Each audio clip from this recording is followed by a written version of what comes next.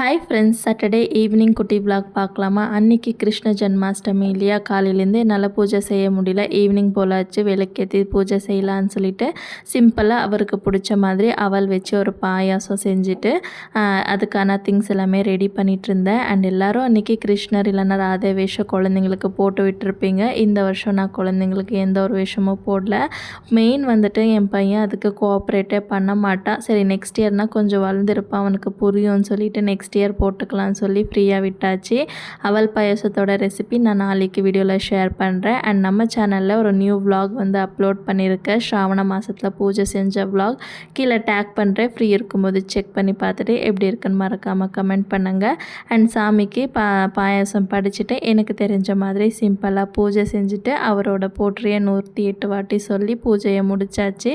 Video பிடிச்ச like பண்ணிவிட்டு நம்ம சேனலை சப்ஸ்கிரைப் பண்ணிக்கோங்க. டேக் கேர், பாய்.